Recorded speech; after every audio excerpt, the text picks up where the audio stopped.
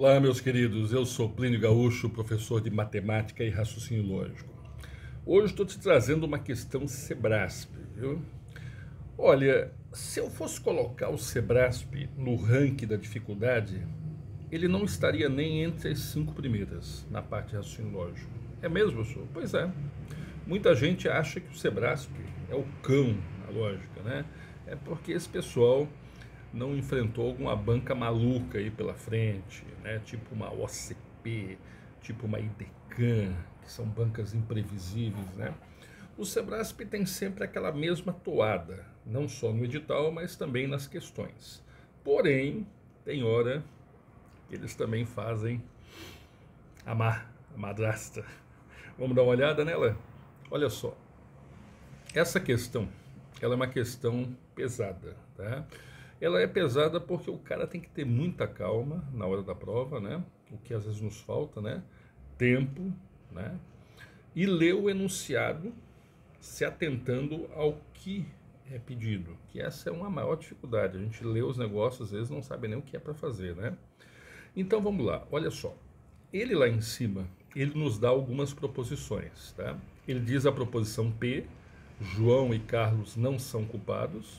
Ele dá a proposição Q, dizendo que Paulo não é mentiroso, e ele dá a proposição R, dizendo que Maria é inocente. Então nós temos três proposições lá em cima, P, Q e R, tá?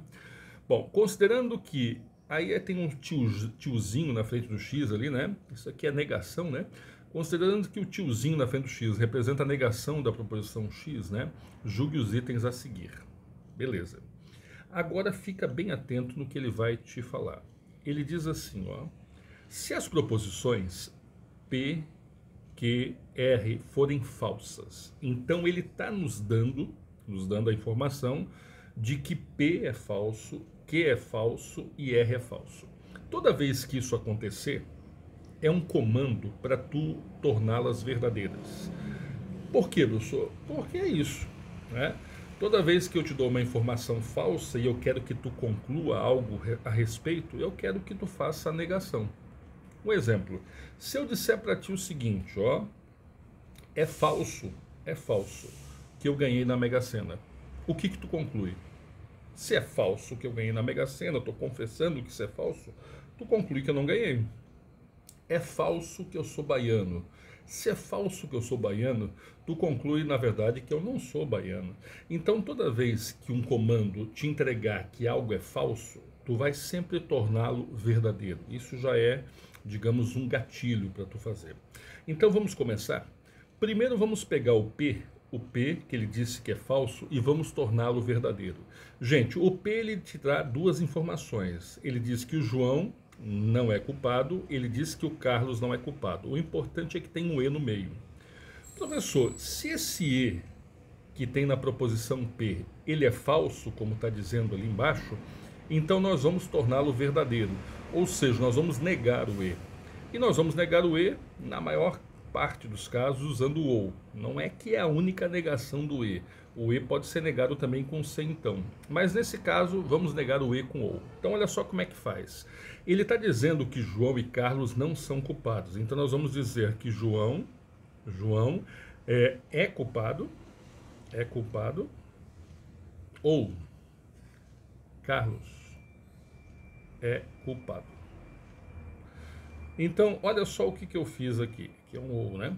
Então, olha só o que eu fiz aqui. Eu troquei o E para OU, ou seja, eu estou negando o E, usando o OU, e estou negando as informações, né? Ele dizia que o João não era culpado, então eu estou dizendo que ele é. Dizia que o Carlos não era culpado, eu estou dizendo que ele é. Então, eu estou negando a proposição P.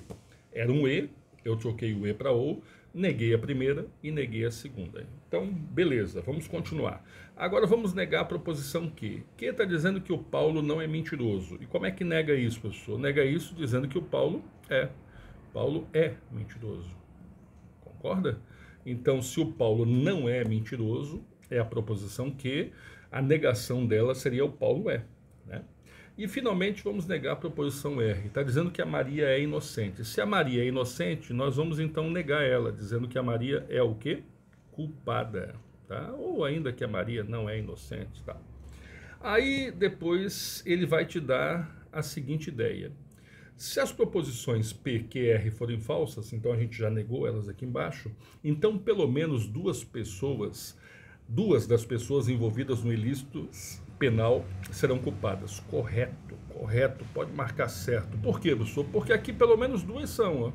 Ó, eu já sei que a Maria é culpada, né? É uma delas. Então isso aqui está correto, né?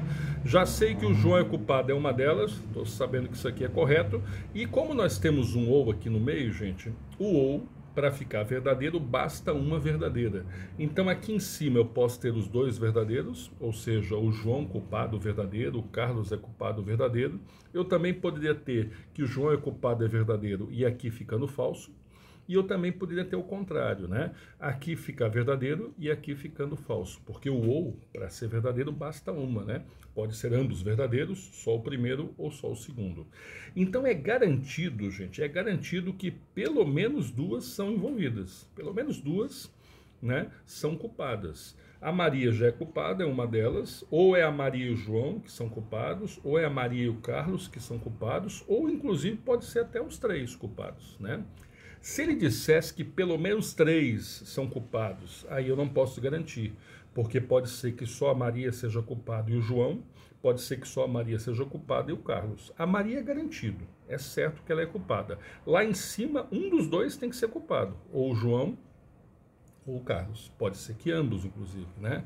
Então ele diz, pelo menos duas das pessoas envolvidas no ilícito penal serão culpadas, certo? Pelo menos duas, tá? Ou é a Maria e o João, ou é a Maria e o Carlos, ou inclusive são os três culpados. Então é uma questão que, na verdade, ela é bem inteligente, porque ela ativou o gatilho. Qual é o gatilho, professor? Toda vez que ele disser que alguma coisa é falsa, tu vai lá negar. Foi o que eu fiz, neguei o E, virando o ou, neguei o Paulo não é mentiroso, dizendo que ele é, neguei a Maria inocente, dizendo o contrário, que ela é culpada. Também podia dizer que a Maria não é inocente, tá? Depois de negar elas, eu só fui confirmar. Pelo menos duas são envolvidas no ilícito, são culpadas. Correto, pelo menos duas. É certo. A Maria é uma delas, pode ser a Maria e o João, pode ser a Maria e o Carlos, ou inclusive podem ser os três. Beleza, meus queridos? Então tem hora que o Sebrasp também puxa um pouquinho a corda. Tem que se acostumar com isso. Meu WhatsApp está aqui em cima, ó. Qualquer dúvida sobre essa questão ou sobre qualquer uma outra, me chama e a gente começa a conversar. Beleza, meus queridos? Um abraço, até a próxima.